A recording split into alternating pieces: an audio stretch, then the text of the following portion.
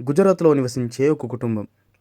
వారికి పరమాచార్య స్వామివారు కానీ, పరమాచార్య స్వామివారి వైభవం కానీ అసలేమీ తెలియవు.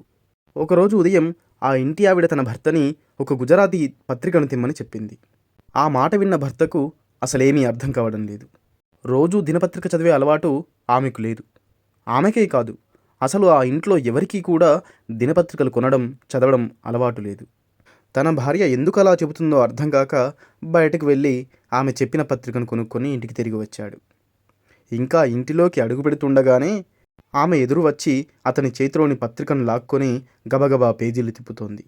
ఆ దినపత్రిక చివరి పేజీలో రామేశ్వరంలోని అగ్నితీర్థం దగ్గర నిర్మించిన శ్రీ ఆదిశంకర మంటప కుంభాభిషేకానికి సంబంధించిన పూర్తి పేజీ ప్రకటన ఉంది.